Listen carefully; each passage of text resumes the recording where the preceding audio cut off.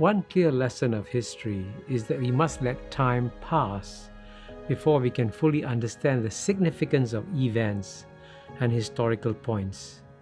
Despite this, future historians will marvel at how the period around 1990 saw the remarkable coincidence of two major historical turning points.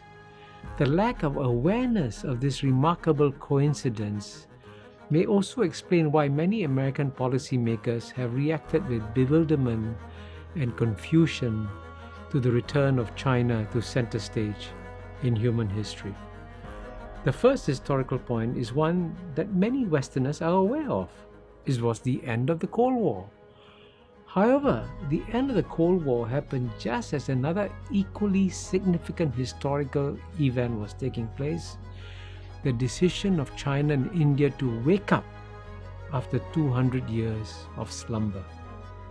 The US did not see this return of China also because it coincided with another major historical event, the crackdown on the Tiananmen demonstrators on June 4, 1989.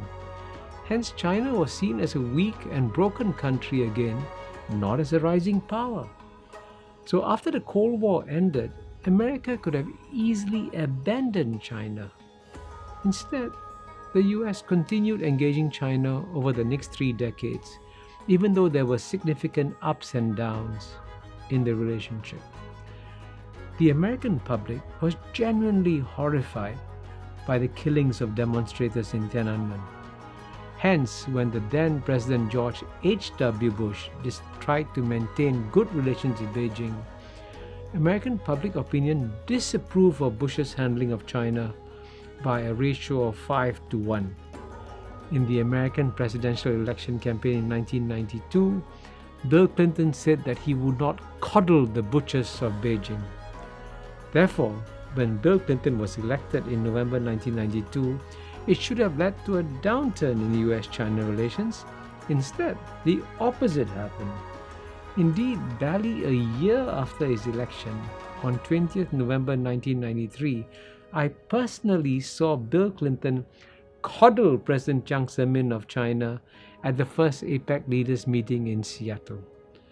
Bill Clinton deserves some credit for his pragmatic approach to China ties. Yet, an even more important role had been played by Deng Xiaoping, who was still the effective leader of China then. Even though he personally decided to crack down on the Tiananmen demonstrators in June 1989, Deng was shrewd enough to realize that it would have been a mistake to choose the then Premier Li Peng as the leader of China because he was known to be a hardliner. Instead, Deng chose the moderate reformer Jiang Zemin.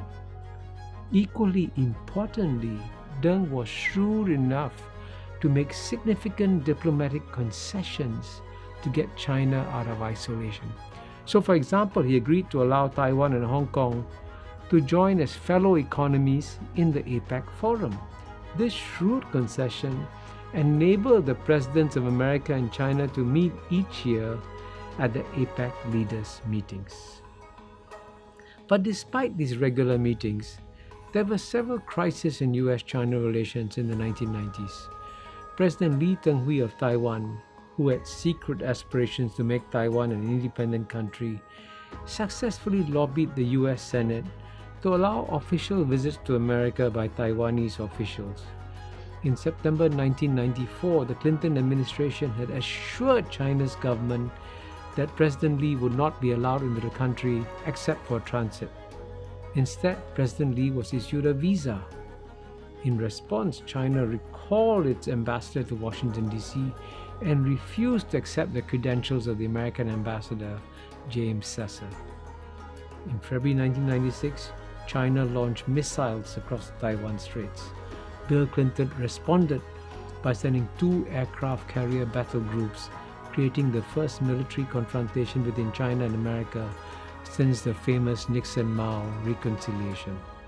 Fortunately, relations improved in the rest of Bill Clinton's term with a successful summit in November 1997 between Clinton and Chiang, leading to an announcement of a constructive strategic partnership between the two powers. Here too, the American bombing of the Chinese embassy in Belgrade in May 1999 could have derailed US-China relations. It didn't. The Chinese swallowed their humiliation. Relations could have also nosedived after a collision between a Chinese fighter jet and an American signals intelligence aircraft led to the landing of the American aircraft on Hainan on 1st April 2001. It took weeks of negotiations to release the American crew and aircraft. But one major historical event intervened to save US-China relations: the 9/11 attacks on the US in 2001. President George W. Bush and his administration turned their attention completely to invading Afghanistan in 2001 and Iraq in March 2003. The latter war was completely illegal and unnecessary. In theory, China opposed it. In practice, the Chinese were delighted. And as I document in my book, The Great Convergence, China even facilitated America's stay in Iraq. So the angry and thoughtless American reaction to 9/11 and the careful long-term strategic approaches of the Chinese may explain why the decade of 2000 to 2010 proved to be critical in shifting the balance of power between America and China. In that decade, while America remained bogged down fighting unnecessary post-9/11 wars, which eventually cost it $5 trillion, China quietly grew its economy. In 2000, the American economy in nominal market terms was 8.5 times larger than that of China. By 2010, it was only 2.5 times larger. By 2015, the relative difference shrank even more to 1.5 times.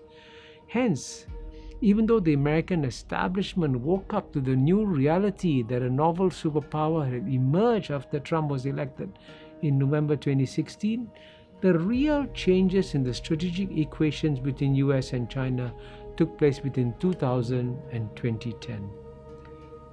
And here too, the global financial crisis of 2008-2009 hit America hard.